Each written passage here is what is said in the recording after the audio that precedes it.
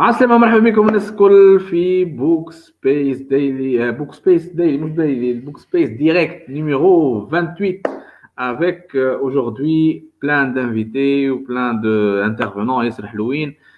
Vraiment j'ai adoré l'autre fois de dimanche dernier avec le petit اسمه هو رضوان علوي, voilà. Et cette semaine c'est un autre invité, mais d'un autre pays. Cette fois, d'un autre pays, c'est un invité algérien de notre صحابنا أشقائنا الجزائريين. Bonsoir Heger, bonsoir الناس الكل, مرحبا بكم. Ça fait plaisir de vous revoir chaque semaine هكا en direct. Donc الجمعة هذيا j'ai un écrivain qui vraiment il m'a bouleversé par son roman, il m'a étonné par son roman. Et il sait vraiment jouer avec les mots, et vraiment c'est un roman qui est excellent. Bonsoir Sahbouch, bonsoir. Il s'appelle du Maktoub à la destinée. Voilà, le كتاب اسمه du Maktoub à la destinée. Il est édité en France في les éditions Sidney Laurent. Voilà, les éditions Sidney Laurent. Il est disponible في الفناك, il est en France bien sûr, il est disponible في Amazon. دونك vous pouvez الجماعه التوانسه اللي يتفرجوا فينا من غاديك ينجموا يشريوه في نيمبورت كيل مومون.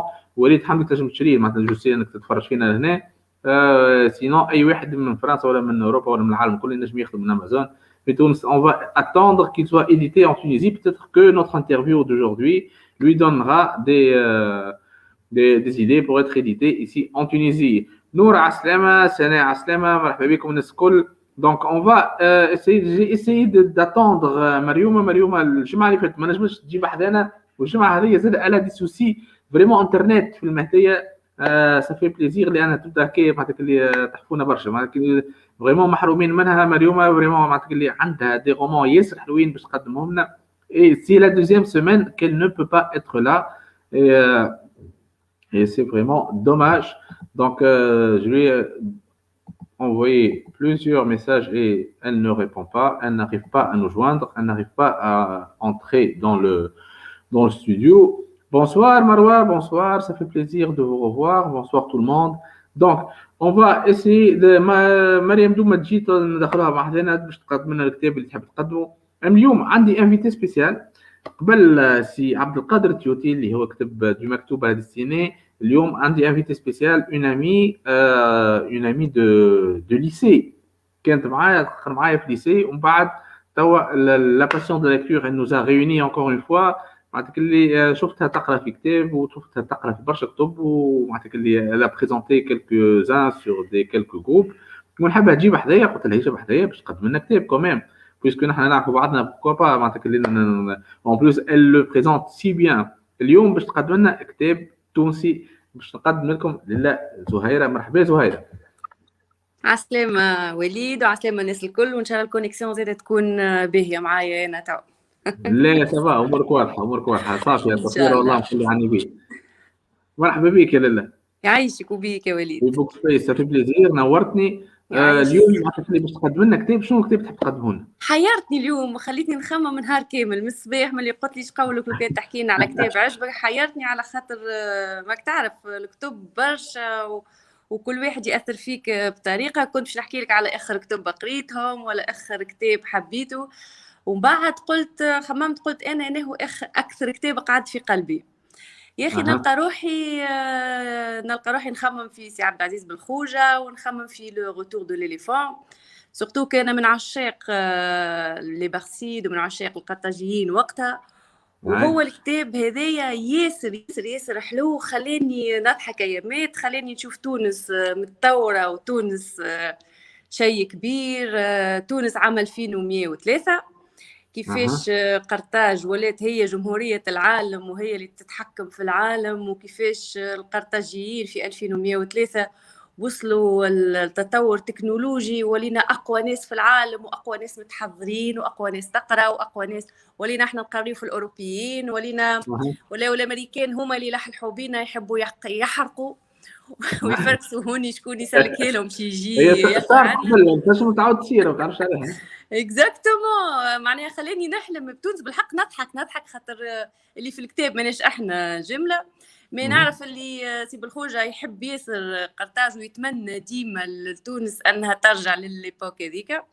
فوالا دونك للي يحب يقراه. ما حبيتش نقول على كتب جدد خاطر ريت تبارك الله الناس الكل تقرا. خممت فيه لو كان نرجع بالتوالي ونشوف انه هو كتاب نجم نشجع العباد انه تقراه، فنلقى السي عبد العزيز بالخوجة لو روتور دو ليليفون. داكور. باهي لا اله الا الله محمد رسول الله. باش نسالك على الكتاب بحذاك، هو عندك منه كوبي؟ عندي منه كوبي. كي جات اختي ضيفه بحذايا طلت على المكتبه نتاعي وهزته لفرنسا مالوغوزمون. يعطيها الصحة، يعطيها الصحة. شو اسمه الكتاب؟ ذكرنا شو اسمه الكتاب؟ لو روتور دو ليليفون تاع سي عبد لو العزيز روتور بن خوجه اللي هو كاتب وناشر تونسي، عنده ميزون ديديسيون تاعو، عنده برشا مش برشا، عنده 3 ولا 4 كتب اخرين كيف على كارتاج، على هانيبال بارسا، يخدم ياسر على قرطاج. انا كيفاش عرفته؟ انا من الناس اللي ما كنتش تحب التاريخ الجمهوري. تعرف انت وليد كيفاش في المدرسه وفي الليسي مالوغوزمون الاساتذه ما حبوناش في الماده هذه. مره ما تغشوش علينا سير فما لا ما يتغشوش مي بون. مره سي عبد العزيز هبط في الباج نتاعو انه عامل اون سورت دو كونفيرونس على حنبال وعلى لا باتاي دو زاما كيصدني ربي. فقلت علاش ليه، وحضرت له باغ كيوريوزيتي معناها، وحببني في قرطاج، في القرطاجيين وفي حنبال بصفه غريبه. وقلت مصاب الاساتذه الكل معناها كانوا يقريوا كيف ورانا الكلنا الاولانيين في التاريخ. وغاديك شريت الكتب نتاعو، عنده دي بوستير ياسر مزيانين معناها فيهم الملوك القرطاجيين كل بدامر حسيلو من عليسا وانت جاي الكل عنده دي بوستير مزيانين ياسر على القرطاجيين. وكا وشريت الكتاب هذا اونتر اوتر وبديت نقرا فيه ودخلني في تونس اللي نحلموا بها الناس الكل. والله سافي بليزير. سا طون بيان، عندي نسخه ومازلت ما قريتهاش، قالت الكريم ريم بالهنده. دونك اقراها ريم، هاي ما تقول تبارك الله. سي لو مومون وجامي ماك تعرف احنا ماذا بينا نستناه وقتاش تونس تترشق، خاطر عندنا ثقه احنا التوانسه نعرفوا اللي نهار من نهارات باش تترشق تونس، وقتاش الله اعلم. مي في الكتاب هذاك خلينا نحلموا. تعرف وليد معناها سي با اللي يقول فيه معناها انا حسيته ماهوش بعيد ياسر. تو سكي راكون سي فري اوني كابابل دو الفير. كيفاش حل المسائل بين العباد، حل المسائل سياسيه بطريقه سهله، حل علاقاتنا بالطبيعه اللي احنا تو ماناش محترمين الطبيعه بطريقه معناها بانال ياسر وما معناها يفو با بوكو دو شوز بور رياليزي لو ريف هذاك، فهمت؟ دونك سي الير فريمون سي الير سي تري بو. انا ضحكني كنت نهزو ونمشي نقعد في القهوه في الصباح ونبدا نقرا ونضحك، نبدا نضحك كيفاش الامريكاني حارب من امريكا جاي لتونس ويلحلح بالتونسي اما ندبر لي خدمه معناها. دونك ذكرنا باسم الكتاب وباسم لو روتور دو ليليفون. ليليفون معناها في إشارة للبرسيد والحنبال etc. Le retour de l'éléphant. D'accord, ok, merci beaucoup. Donc, Lila, معناتك اللي زهيرة, merci beaucoup, ça fait plaisir. Vraiment, الكتاب أنا بيدي ما كنتش نعرفه, وتوا معناتك اللي je vais essayer de l'acheter le plus tôt possible pour essayer de lire معناتك اللي القصة هذه نتاع تونس معناتك اللي في المستقبل. وليد حمدي. يا وليد تعرفني أنت ما زلت كي كملت كتاب وليد حمدي أقرأه للتوانسة، يعني نشجع. نعرف أنت اللي يضيفك جزيري ومعناها وعلى الراس والعين. أقرأه للتوانسة، راهم عندهم كتب، عندهم كتابة رائعة. وأنا توا قاعدة بديت في كتاب ذكرني متاع سامي كيفاش اسمه لي بارسيت، نسيت سامي مقدم وبديت فيه. وي اكزاكتومون كيف زاد خلاني نتعمق اكثر مع قرطاج.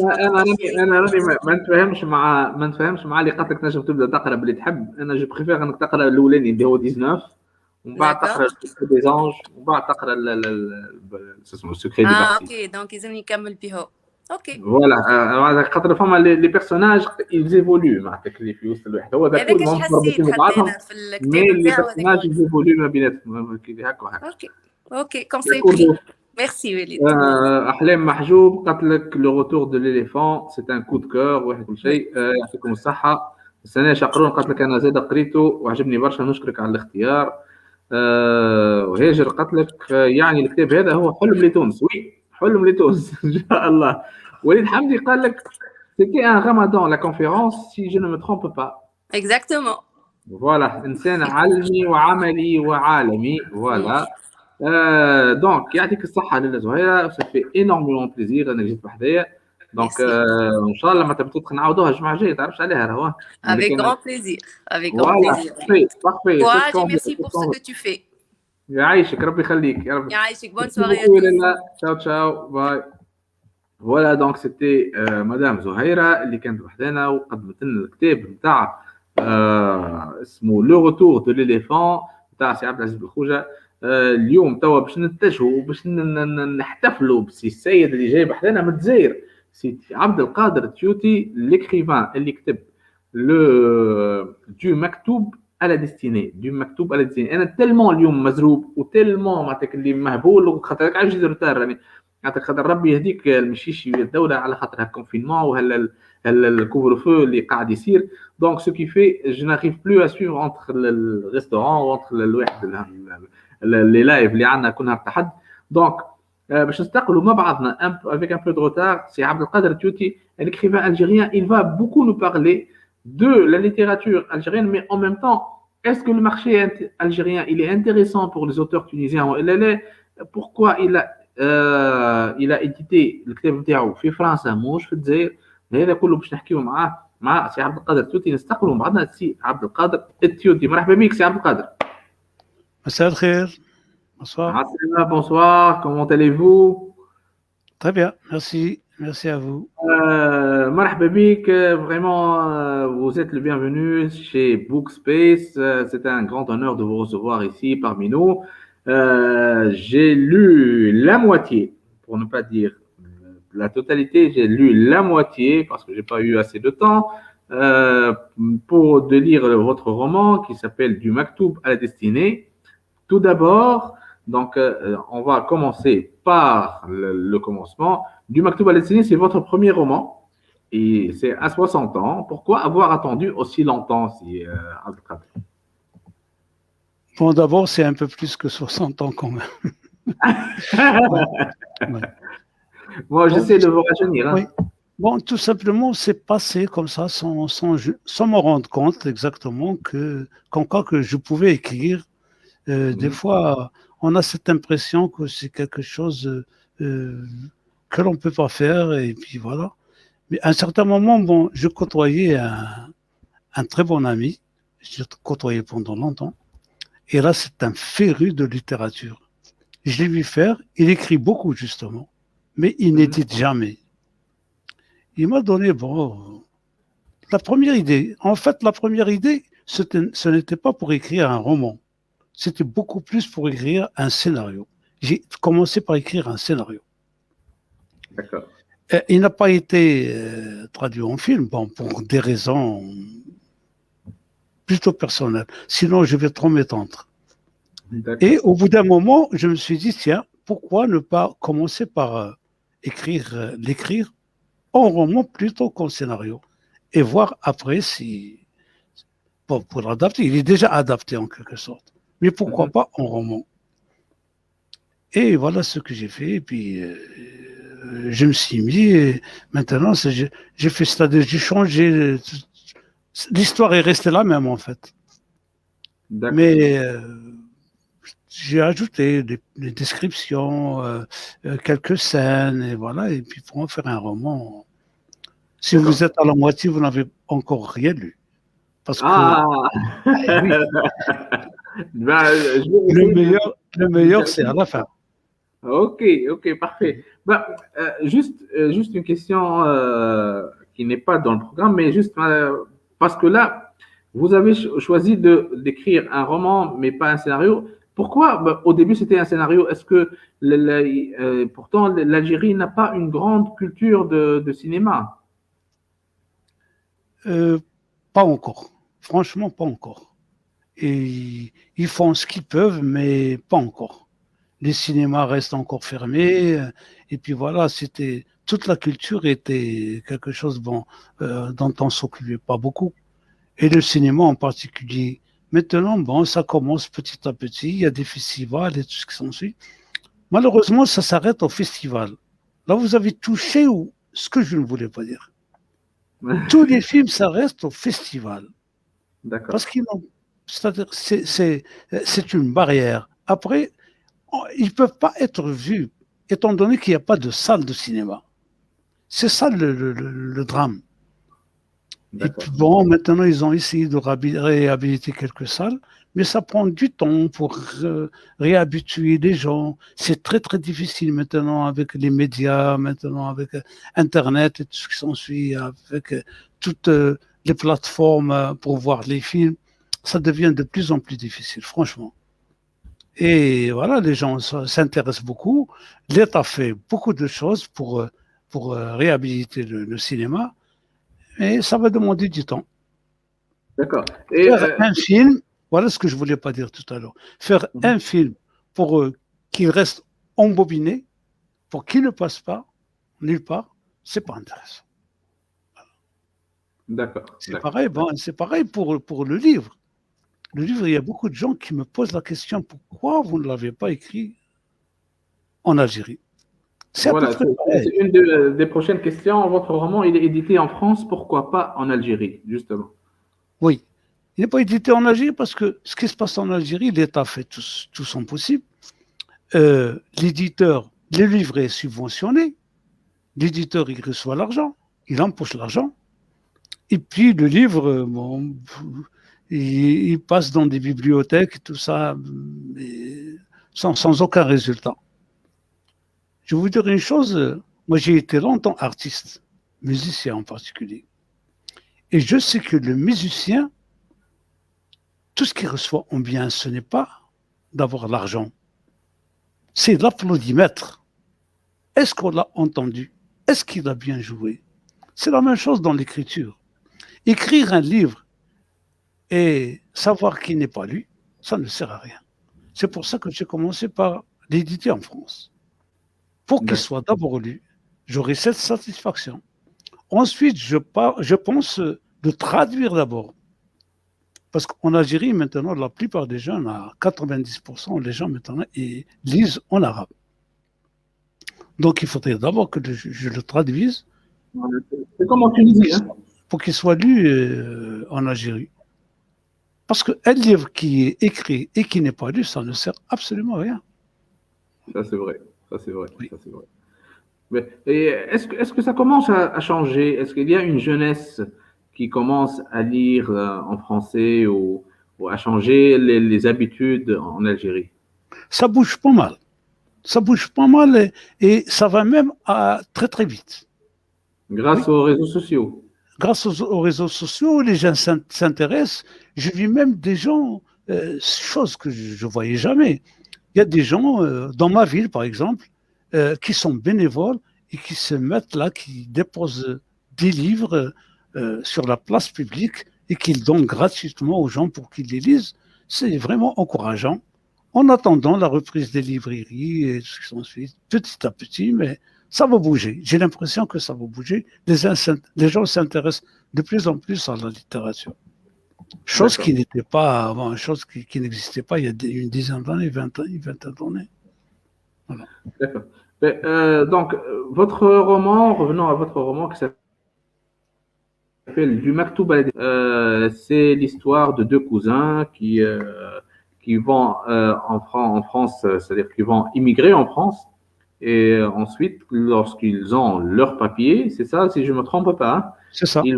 Ils vont essayer de chercher quelqu'un, un ex-militaire, que vous appelez l'ennemi, qui a aidé leur oncle pendant la guerre d'Algérie.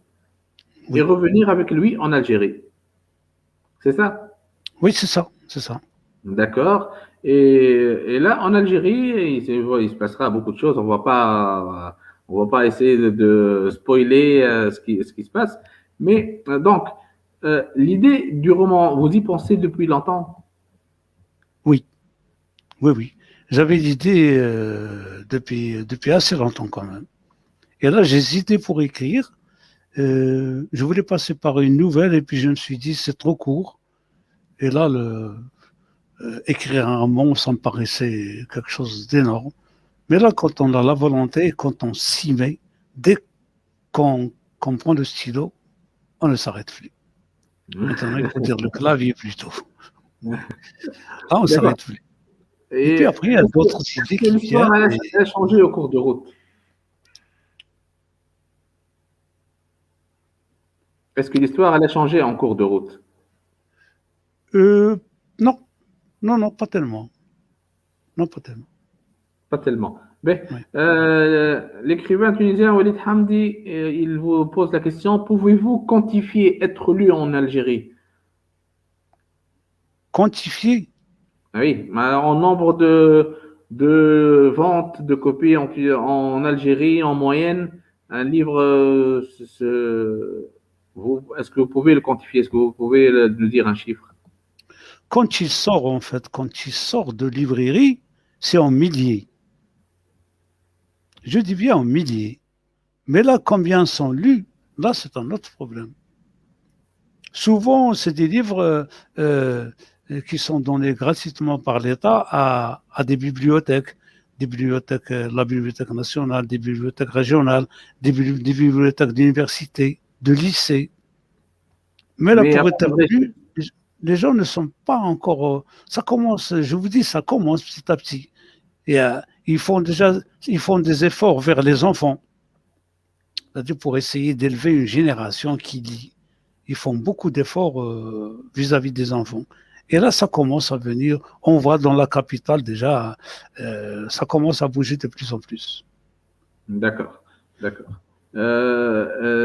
Sinon, bon, on va revenir à votre roman. Donc, le roman part de l'Algérie, d'un village, d'une ville, qui s'appelle Bchar. C'est ça, Bchar? C'est ça. Ça se prononce comme ça, Bchar. Hein? Béchar. Béchar, voilà. Donc, une ville qui s'appelle Béchar. Donc, pour atterrir en France et revenir au bled. Mais, pensez-vous que le retour aux sources est une évidence? Parce que là, ils partent en France, puis ils reviennent en Algérie. Est-ce que c'est une évidence de revenir? Eh bien oui, c'est-à-dire parce que d'abord, ils avaient une mission. En fait, ils reviennent pour un temps. Ou plutôt, j'aime pas donner toutes les précisions parce que sinon, il n'y a plus besoin de lire le livre. Oui, il y en a un qui voulait retourner en France et l'autre, il n'a pas beaucoup aimé. D'accord. Et voilà, il y a des choses qu'il n'a pas appréciées en France, surtout le côté un peu l'histoire du racisme qui gêne beaucoup les Algériens là-bas. Et puis, c'est pas évident aussi de s'installer. Les gens, quand ils sont ici, ils ont l'impression que c'est l'Eldorado quand ils vont arriver là-bas. Et puis voilà, c'est des voitures qu'ils vont avoir et tout ça. Mais c'est toute une autre histoire. Les gens se trompent, c'est-à-dire la jeunesse se trompe. Ici en Algérie, je ne rentre pas dans les détails. Mais ici en Algérie, les jeunes disent qu'il n'y a pas de travail, alors qu'il y a du travail. Ils veulent aller pour changer d'air, pour changer de vie. Ils n'ont peut-être pas assez de liberté. C'est ça ce qui les amène là-bas. Mais ça n'a rien à voir avec le travail. Parce qu'ici, je connais beaucoup d'entreprises, je connais beaucoup d'administrations et tout ça qui cherchent des employés qui ne les trouvent pas. Par contre, vous avez des jeunes qui prennent comme ça le risque de traverser la mer, comme ces deux jeunes dont je parle, et de s'en aller à l'aventure. Il y en a un qui était vraiment déçu, l'autre, bon, l'autre non, parce qu'il a eu un rapprochement, bon, il s'est amouraché avec une jeune fille française, et voilà, c'était un peu beaucoup mieux pour lui. D'ailleurs, il est venu en Algérie. Justement, donc l'image que vous donnez maintenant, c'est-à-dire que les jeunes qui ne veulent pas travailler, donc dès le début du roman, vous attachez plein de clichés à la jeunesse algérienne, donc des machos, des protecteurs, des égoïstes, des fainéants. Est-ce que vous pensez que c'est général à tous les jeunes algériens? Égoïste et fainéant, j'ai pas dit. Non, c'est ce qui semble. D'après oui. Macho, bon. Avec les filles. Oui. Non, fainéant.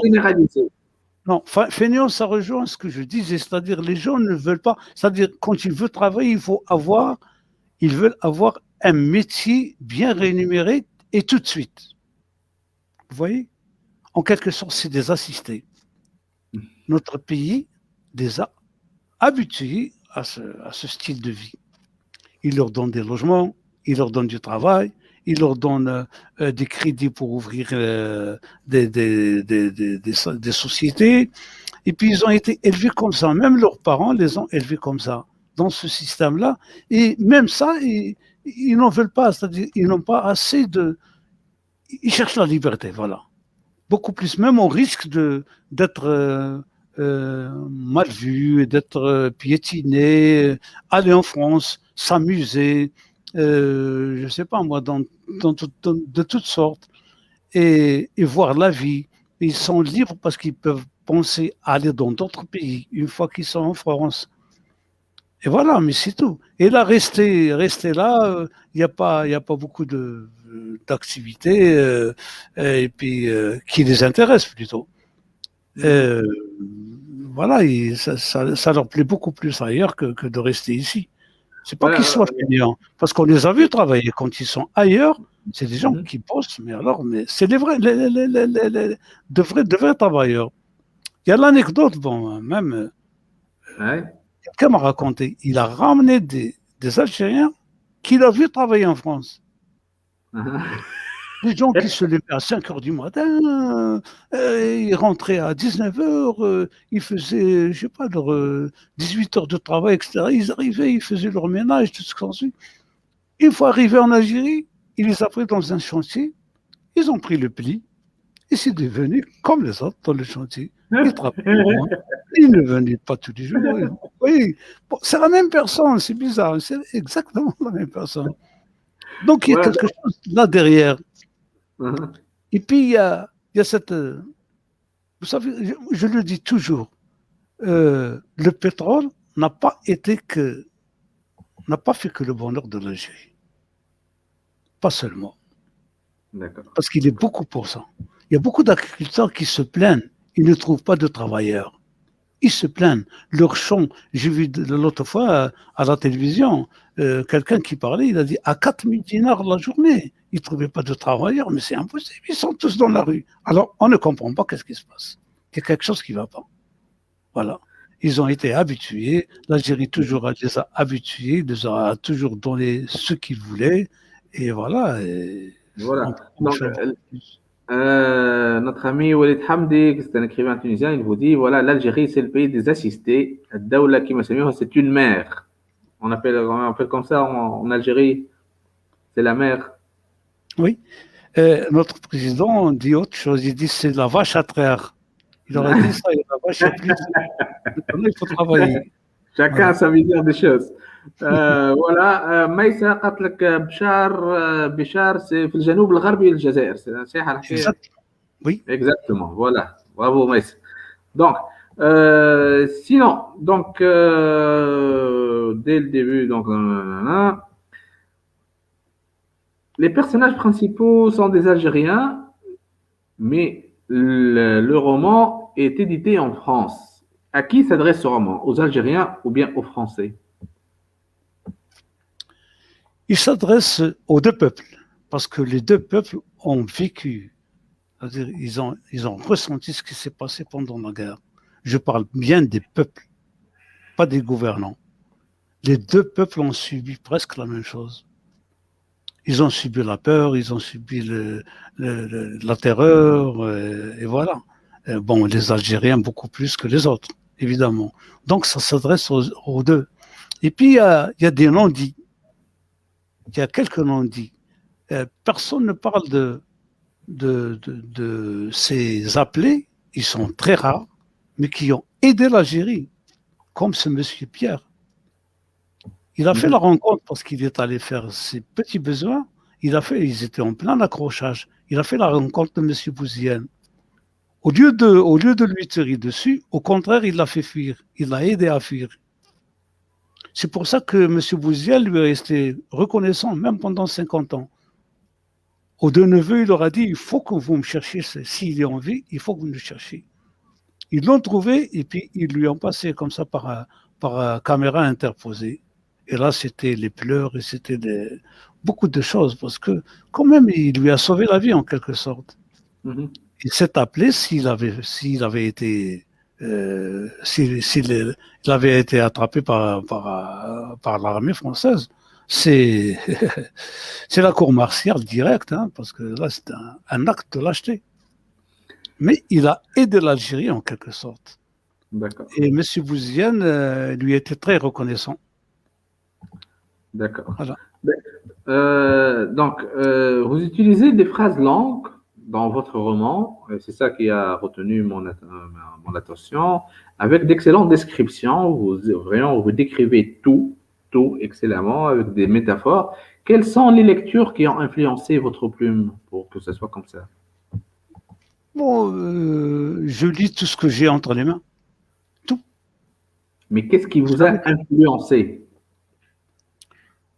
Rien de particulier. Vous pensez que vous êtes influencé par les écrivains français ou bien les écrivains américains ou la littérature russe?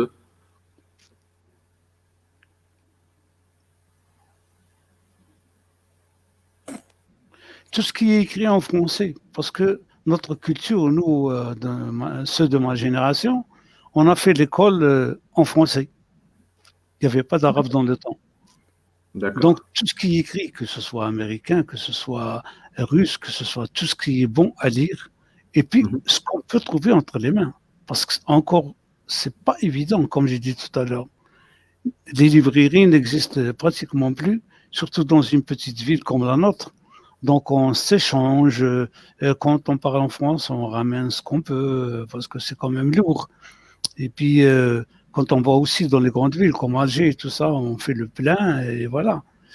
Quand on ne trouve rien à lire, eh ben, c'est des revues, c'est des journaux. Voilà, on ne reste jamais en panne.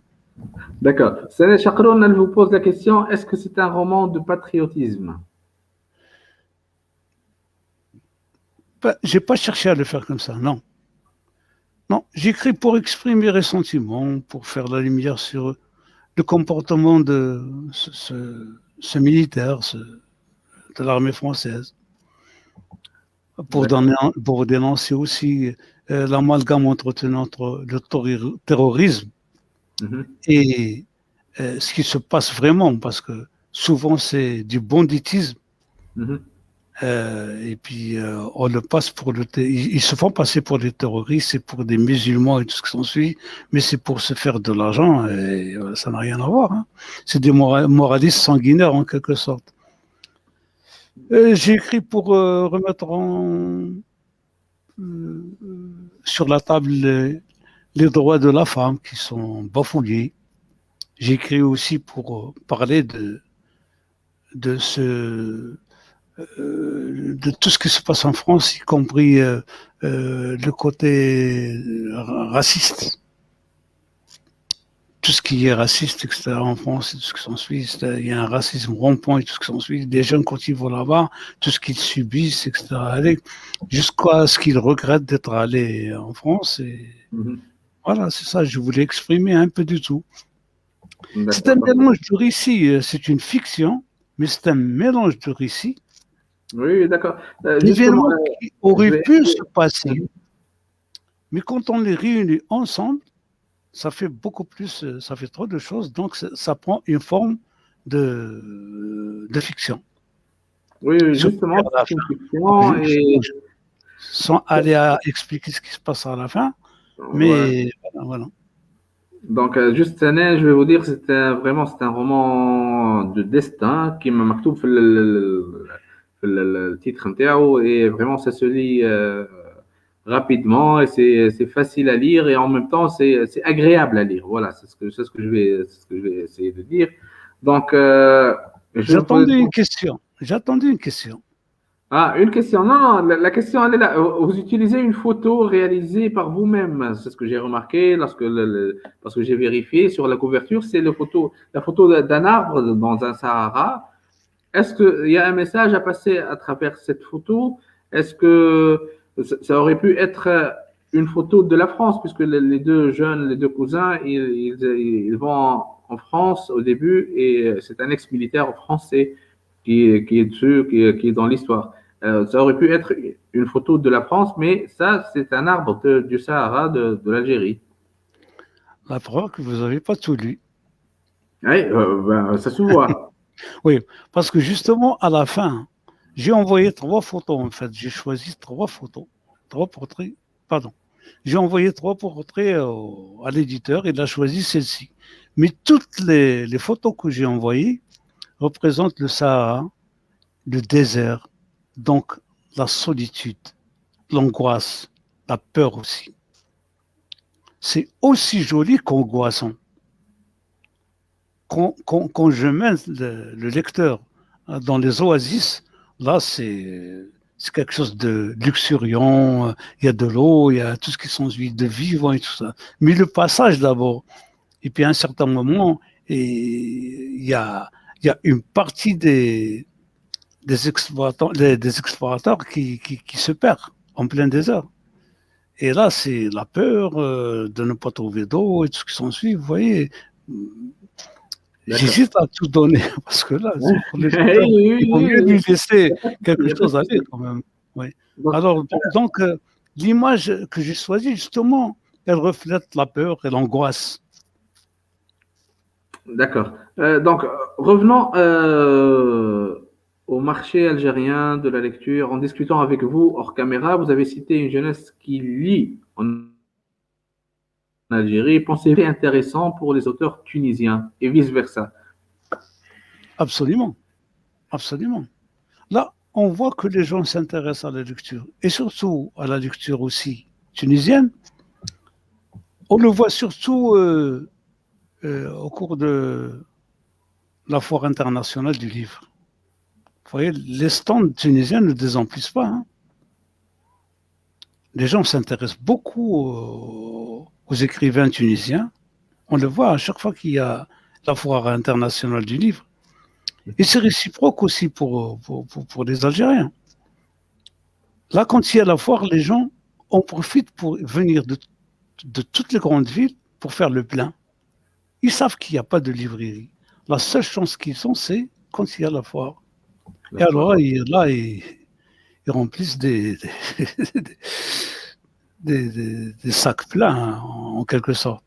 Parce que là, c'est la réserve d'un an, pratiquement. Après, bon, ils font l'échange. Voilà. Ce que je vous dis ne se passe pas à la capitale. À la capitale, bon, il y a beaucoup plus de librairies, ils ouvrent de plus en plus. Mais là, dans des petites villes de l'intérieur, les gens n'hésitent pas à faire le voyage, 1200 km pour aller s'approvisionner. Et là, il y a des livres de tous les pays du monde.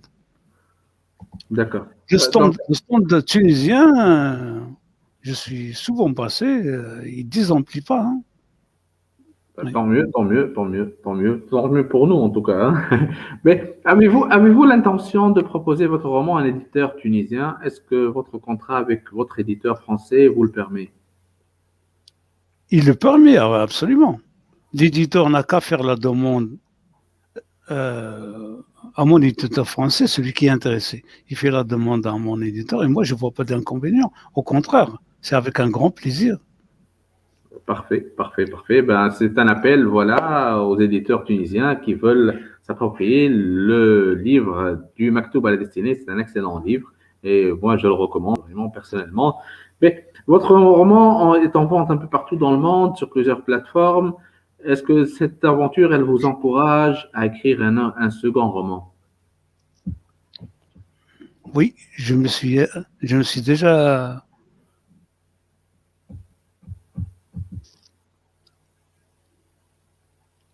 Je vous voyais parler, excusez-moi. Oui. Oui, j'ai commencé déjà à écrire un deuxième roman. Je suis presque à la moitié. Ah, ben parfait. Ouais, il s'appelle L'abus de patience. C'est un policier, mais pas que. C'est l'écrivain Walid Hamdi, il vous passe la question. Est-ce que vous avez entendu parler de Tab Jalloun et Yasmina Khadra et le conflit qu'il y a entre eux? Est-ce que Est-ce que vous avez une idée sur ça? Si je suis en train de suivre, mais je trouve ça tout à fait ridicule. Ben, ça n'a pas de sens. Franchement, ça n'a pas de sens. À mon avis, hein, personnellement. Mhm. Normalement, bon, on voit ça partout. Chaque fois que chez les musiciens, chez les écrivains, c'est le lecteur qui choisit. Ce n'est pas l'écrivain. L'écrivain, il est là, il produit ce qu'il a à produire. Mais si c'était des lecteurs qui avaient dit ça, bon, j'aurais pris ça au sérieux. Mais là, des écrivains entre eux, c'est vraiment, je sais pas. C'est une question de jalousie. Chacun a son style différent. Medjeloul a son style, Yasmine Khadra a son style. Tout simplement, c'est l'écrivain qui décide. Voilà. D'accord. Si Abdelkader Touti, c'était un grand plaisir de vous recevoir. Merci beaucoup. C'est réciproque. J'ai adoré vous et vraiment, c'est plein de bonté, plein de bonne énergie, plein de bonne Algérie. Vraiment, j'ai adoré discuter. J'ai vraiment découvert une autre Algérie à travers votre livre et vraiment découvert à travers vous, vraiment, quelque part, une part des Algériens. Et vraiment, j'aimerais bien que un jour on se rencontre, Inch'Allah. Si vous êtes en Tunisie, j'aurai un petit café ou bien un dîner, ça me ferait énormément plaisir. Merci beaucoup. Et vous, si vous venez en Algérie, et surtout si vous venez au Sahara, vous savez, notre hospitalité est légendaire. Ah, pareil pour les Tunisiens. On est connu à travers le monde. Ah, tant mieux. On viendra. Merci beaucoup. Si vous avez une minute, je vous raconte une anecdote. Oui, vas-y.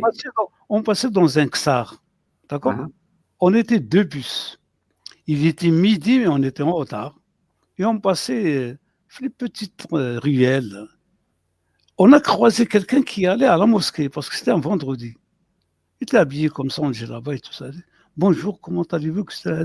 Mais où est-ce que vous allez? Voilà. Il m'a dit, bon, j'allais à la mosquée, mais venez chez moi. Mais on est nombreux, on est 2 bus. Il a dit, mais venez, ne vous inquiétez pas. Il nous a fait rentrer. Il a égorgé un mouton. Il nous a fait à manger, un couscous pour une 50aine de personnes. Et on est resté tout l'après-midi. Il a appelé les musiciens de Simimoun, ce qu'on appelle Ahlil. Ils nous ont fait la musique. Et ils ont fait en sorte comme si c'était un mariage. Et ils nous ont retenus jusqu'à la nuit. Mais le gars, il n'avait pas de quoi manger. On se demande, on lui a proposé de rembourser tout ça. Il ne voulait rien savoir. Il a dit, ça, c'est mon plaisir. Voilà, point final. Il a travaillé pour, il devait aller travailler pour ça, pour rattraper ça pendant des mois et des mois. Mais il n'est pas le seul. Ça n'existe plus des gens comme ça. Si, encore. Ouais. Tant mieux. Oh, non. Il vous dit l'Algérie que j'aime. Voilà.